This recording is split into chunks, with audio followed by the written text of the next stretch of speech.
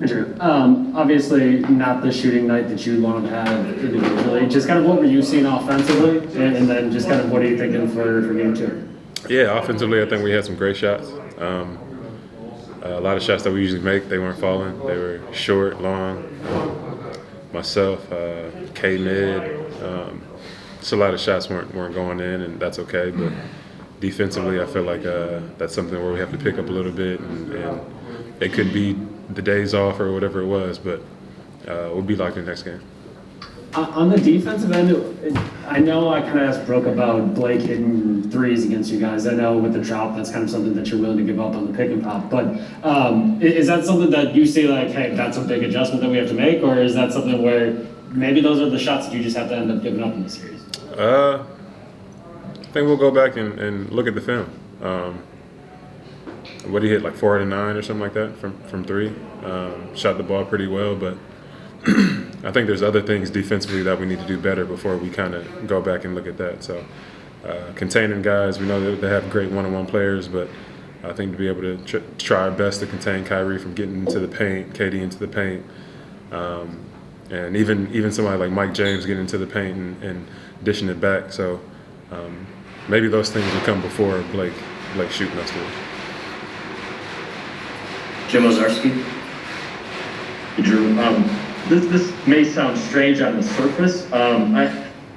Obviously, no one wants an injury. However, they haven't played with Kevin, James, and very often.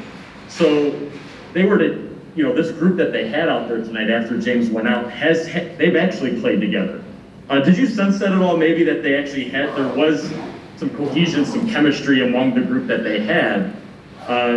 Maybe as opposed to another team that maybe would have lost the starter who had been with them for 77 games, that type of thing. I think they're professionals. I feel like when somebody goes out, somebody has to step up. And I think when James first went out, we actually went on a run. I think from there, things kind of slowed down for us after we kind of got that run. But I think they're just a team who's, like you said, played together, and they have some of the greatest scorers on one team. So they end up figuring it out. Well, as you had said the other day, that PJ was going to start and kind of maybe provide a lift. So what did you see, I guess, from the effort he provided, and also working with the first unit, if you will, for 25, 28 minutes, whatever it was? Right. I think Tuck did the best job he could have. There's some questionable calls out there, especially Tuck shooting threes and him landing, moving screens, things like that. But we also know there's the playoffs, and we're playing against the Brooklyn Nets. So it's going to be a tough series, and Tuck knows that.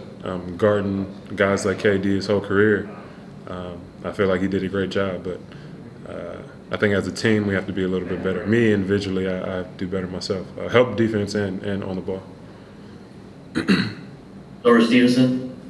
Jrue, you mentioned that run that you all had, 13-2 run in the first quarter. Do you feel like you all were doing the game plan up to par defensively, and then what do you think shifted after that? Yeah, I think we're doing the game plan. I feel like we're hitting shots. Shots were falling, and sometimes when shots fall, it kind of angers your defense when sometimes it should be the other way. But they started hitting shots, and we weren't hitting shots, and from there, doing the best we could defensively, but we have to lock in more. In round one, there was a lot of talk about owning the paint and being a force in the paint. How much is that verbiage carried over into the game plan for this Brooklyn series? Yeah, it's the same. We want to own the paint. We feel like that's our strength. With Brook down there, being a big body and nobody can really touch him, that's somebody that we probably should look for a little bit more. Again, he just attracts so many people when we get down there. Same thing with Giannis, and he did just as well as he always has in the paint. But when it comes to kind of the guards and myself, I got to finish better. There's a couple of them in there that I should have made, and I didn't. But and next game we'll turn that around. One more to Christos. Hello, Jrue. Hope you're doing well. What do you need to do on game two to react as a team on both ends of the floor? You said react? Yeah, react after the loss tonight. Stay solid, really. execute the game plan better than we did tonight. Start off defensively and do our best. If we're trying to have KD drive or take tough twos, continue to do that. Be there on the help because they have some of the greatest scorers. If it's Kyrie getting to the paint, do our best to keep him out the paint. So it's all about tomorrow, taking care of your body, mentally, physically, and being prepared for the next game. And from your perspective, how different teams are the Nets without James Harden on the floor? I don't know. I haven't seen much of them, like all three of them together. Obviously, being the player that James is, he brings a lot to the game. He assists guys. He makes his team better. He gets them a lot of shots. Getting into the paint, getting to the free throw line. He does so much for him. So I think him being out is and we don't know how long he's going to be out. I think sucks for them, but it's great for us. Yeah, I think we're just going to get better. I think everyone tried to move the ball, share the ball like we typically do, and honestly, I'm not concerned about our offense. We're going to shoot better, play better offensively. We just need to be better defensively, and we're going to watch film, and learn from that. Defensively, obviously, Blake kind of hurt you guys from the three-point line.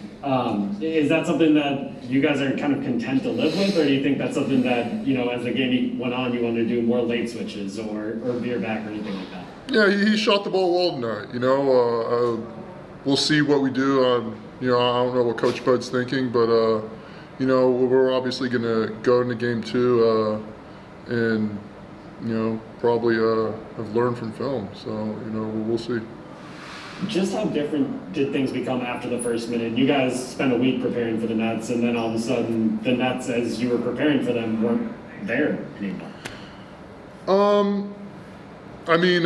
We obviously prepared for the whole team still. We didn't just game plan for three guys. We knew the scouting report on everyone else, so we were prepared, and they shot the ball well. We didn't defend at our best level, and so they won game one.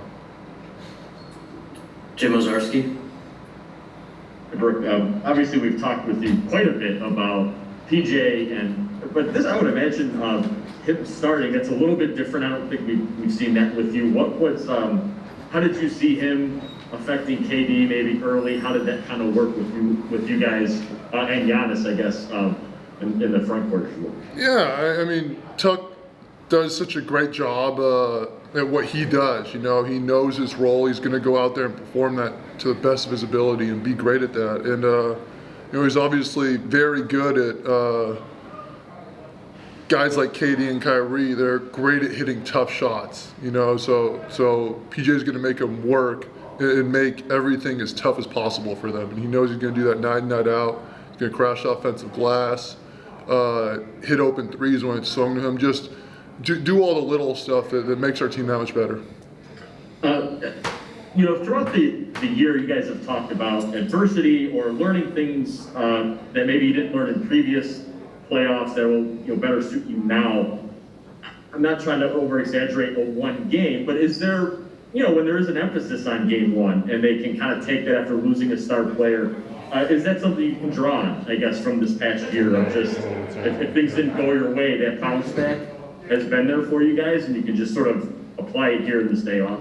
Yeah, they're a great team, and they played very well tonight, and they won the game. So, we're obviously going to come back and, it's kind of like a microcosm of this whole season and what it's been for us learning through adversity. When we lose, we're still getting better. I think we're going to do that. We're going to, again, have a great film session and come back even better in game two.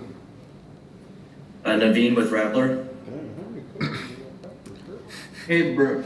What's the effect of having a guy like Jrue in the locker room this season compared to the last few seasons, especially following a tough loss like this? What does he try to say in terms of his leadership?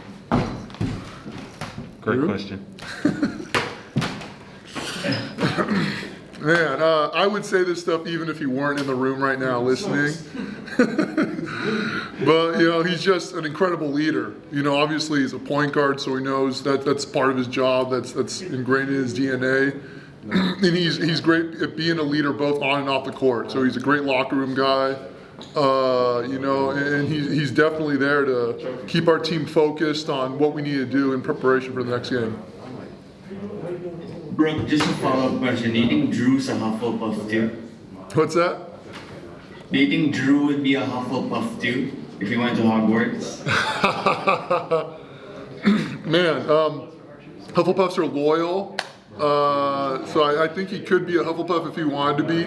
I could see him being, Gryffindor or Brave, Ravenclaw or Smart, and even Slytherin or Cunning. So he could fall in any house, honestly.